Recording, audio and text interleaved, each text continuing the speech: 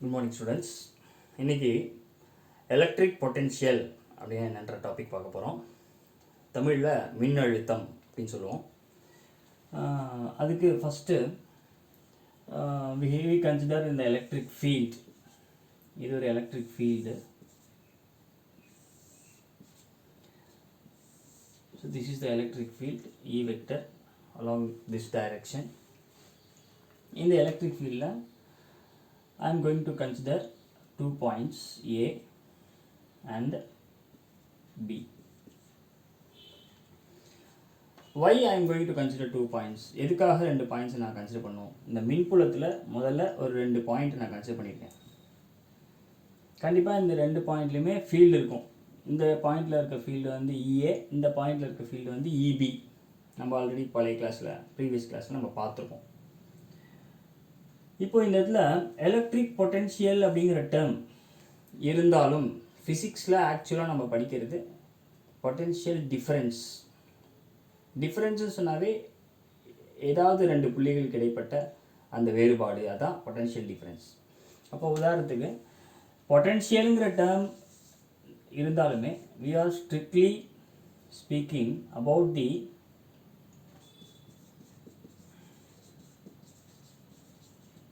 Potential difference, மின்னழுத்த வேறுபாடு.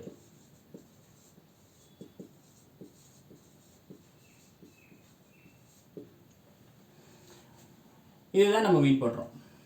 அப்போது எப்படி சார் 2 பாயிண்ட் எடுத்துக்கிட்டு எப்படி வந்து 2 பாயிண்ட் இடையில தான் நம்ம மின்னழுத்த வேறுபாடு நம்ம சொல்ல முடியும். பொட்டென்ஷியல் எப்படி சொல்லலாம் அப்படின்னா, இந்த 2 பாயிண்ட் இருக்கக்கூடிய பொட்டென்ஷியலில் ஒரு பாயிண்ட் நான் 0 ஆக்கிட்டேன்னா இந்த பாயிண்டில் இருக்க பொட்டென்ஷியல் அப்படின்னு நம்ம இந்த எலக்ட்ரிக் பொட்டென்ஷியலை சொல்லலாம். அப்போ அந்த ஒரு பாயிண்ட்டை நான் வந்து இல்லாமல் ஆக்கணும். அதுக்கு ஃபிசிக்ஸில் பார்த்தோம்னா அசம்ஷன் என்னென்னா, that point is taken as infinity. அப்போ இன்ஃபினிட்டிலேருந்து ஒரு சார்ஜ் என்ன எடுத்துக்கிட்டோம் அப்படின்னு ஒரு பாயிண்ட் எடுத்துக்கிட்டோம் அப்படின்னாக்கா அந்த பாயிண்ட் என்ன ஆகிடுதுன்னா 0 ஆகிடுது. அந்த பொட்டென்ஷியல் 0 ஆகிடுது. அப்படி தான் நம்ம electric potential at a particular point நம்ம சொல்ல முடியுமோ தவிர, இப்போது நம்ம strictly we are dealing only with the potential difference between the 2 points. இப்போ உதாரணத்துக்கு என்கிட்ட ஒரு யூனிட் பாசிட்டிவ் சார்ஜ் இருக்குது. அதாவது Q0 அப்படின்னு சொல்லக்கூடிய ஒரு unit positive charge. Unit positive ஓரளவு நேர்மின்னூட்டம். ஆக்சுவலாக இது ஒரு டெஸ்ட் சார்ஜ் மாதிரி தான். ஓரளவு நேர்மின்னூட்டம் எடுத்துக்கணும். It is a test charge, no doubt. இதை பியில் இருக்குது அந்த சார்ஜ். ஸோ பி அப்படிங்கிற பாயிண்டில் இந்த சார்ஜ் இருக்குது. இதை இங்கேருந்து நான் நவுத்திட்டு வரேன். ஸோ இங்கேருந்து நவுத்திட்டு வரும்போது கொஞ்சம் கொஞ்சமாக நான் ஃபோர்ஸ் கொடுத்து நகர்த்திட்டு வரேன். இப்படி ஃபோர்ஸ் கொடுத்து நகர்த்துறேன். ஸோ ஃபோர்ஸ் அப்ளைடு, செலுத்தப்பட்ட விசை பியிலேருந்து ஏக்கு நகர்த்துறதுக்கு செலுத்தப்பட்ட force apply to move from B to A. the force applied to move from B to A. இது இப்போ இந்த இடத்துல இந்த யூனிட் பாசிட்டிவ் சார்ஜ் வச்ச உடனே இந்த இடத்துல ஃபீல்டு இருக்குது. இந்த ஃபீல்டு இந்த டைரெக்ஷனில் இருக்குன்னா இங்கே வந்து கண்டிப்பாக என்ன இருந்திருக்குன்னா பாசிட்டிவ் சார்ஜ் இருந்திருக்கும்.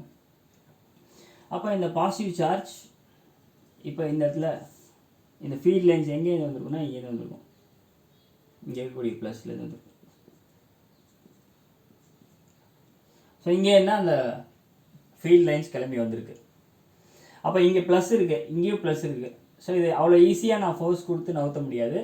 ரிப்பல்சிவ் ஃபோர்ஸ் இருக்கும், விலக்கு விசையும் இருக்கும். விலக்கு விசையை மீறி தான் நான் ஃபோர்ஸ் கொடுக்குறேன். அப்போ இங்கே வச்ச உடனே இந்த ஓரளவு மின்னோட்டம் டெஸ்ட் சார்ஜ் இந்த பிங்கிற பாயிண்டில் வச்ச உடனே அது ஒரு ஃபோர்ஸை உணரும், கூலும் விசை உணரும் அது. ஏன்னா இங்கே ஒரு சார்ஜ் இருக்குது, இங்கே ஒரு சார்ஜ் இருக்குது. அப்போ what is the Coulomb's force அப்படின்னு பார்த்தோம்னா, coulomb force F coulomb is equal to Q0 into E. இது நம்ம ஆல்ரெடி படிச்சிருக்கோம், கூலும்ஸ் ஃபோர்ஸ். இப்போ இந்த 2 ஃபோர்ஸும் நான் இங்கே இந்த சார்ஜில் வந்து இந்த பாயிண்ட் பியில் இருக்கக்கூடிய சார்ஜ் மேலே இந்த 2 ஃபோர்ஸ் ஆக்ட் பண்ணுது. நான் ஃபோர்ஸ் கொடுக்க கொடுக்க கொடுக்க கொடுக்க என்ன ஆகுதுன்னா கொஞ்சம் கொஞ்சம் தூரமாக டிஸ்பிளேஸ் ஆகிட்டே இருக்குது. So there is a displacement, இடப்பெயர்ச்சி.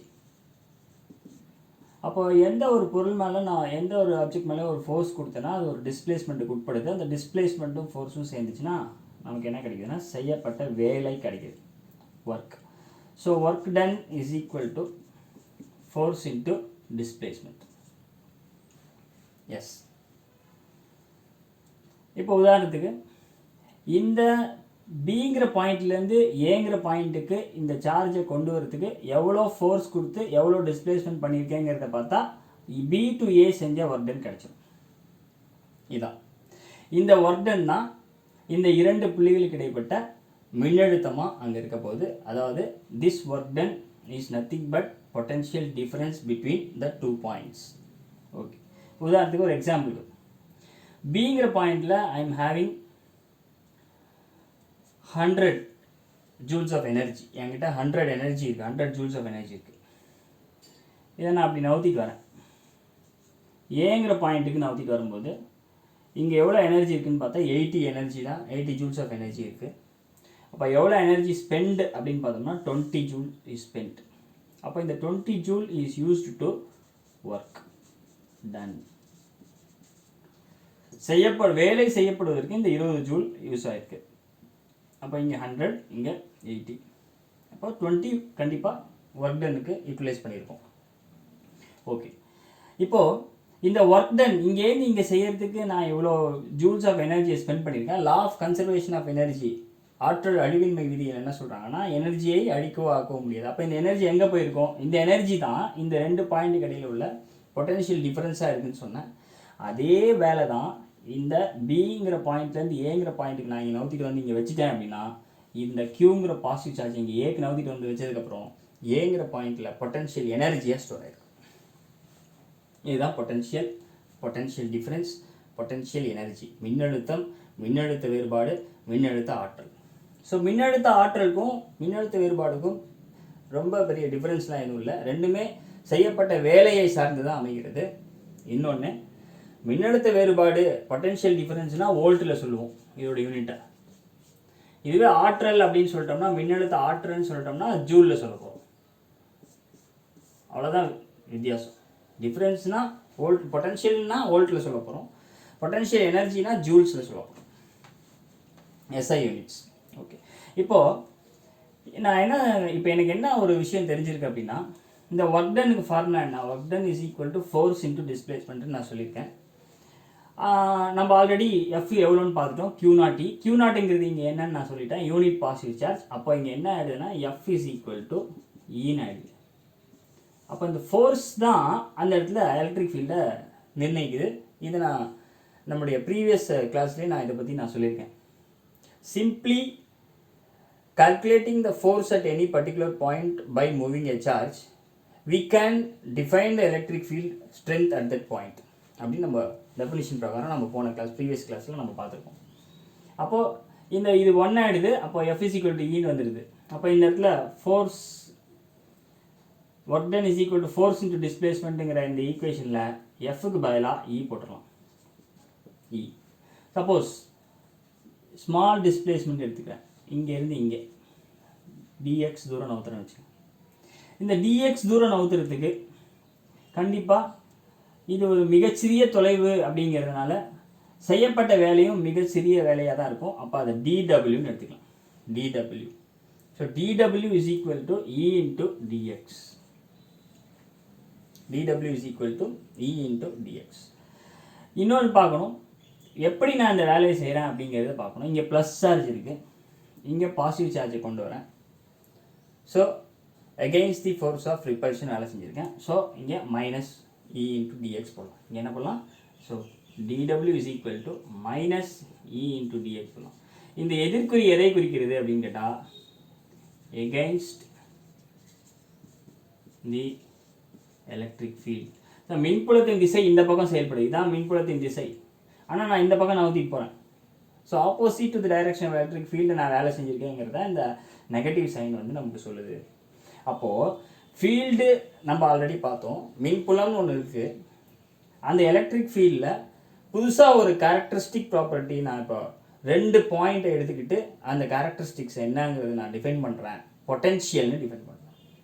2 பாயிண்ட்டுக்கு இடையில உள்ளதை பொட்டன்ஷியல் டிஃபரன்ஸ்னு சொல்கிறேன். அந்த 2 பாயிண்டில் ஒரு பாயிண்டில் இருக்க பொட்டன்ஷியல் 0 ஆக்கிட்டேன்னா ஒரு பாயிண்டில் தட் பர்டிகுலர் பாயிண்டில் மட்டும் நான் அதை பொட்டன்ஷியல் எலக்ட்ரிக் பொட்டன்ஷியல்னு சொல்லுவோம். இதுதான் பொட்டன்ஷியல் டிஃபரன்ஸோடைய கான்செப்ட். இந்த பொட்டன்ஷியலோடைய ஈக்குவேஷன் டெரிவேஷன் ஒரு டைப்போலுக்கும் பொட்டன்ஷியல் எப்படி ஒரு சார்ஜுக்கு எலக்ட்ரிக் ஃபீல்டு இருக்குதோ அதே மாதிரி பொட்டன்ஷியலும் இருக்கும். எப்படி ஒரு டைப்போலுக்கு எலக்ட்ரிக் ஃபீல்டு உருவாகுதோ அதே மாதிரி ஒரு டைப்போல் மின்னிருமுனைக்கும் ஒரு பொட்டன்ஷியல் மின்னழுத்தம் உருவாகும். ஸோ எப்படிலாம் அந்த சார்ஜினால ஒரு பொட்டன்ஷியல் உருவாக போகுது, எப்படிலாம் டைப்போல்னால மின்னிருமுனைனால ஒரு மின்னழுத்தம் உருவாக போகுது அப்படிங்கிறதெல்லாம் அடுத்த வீடியோவில் பார்ப்போம்.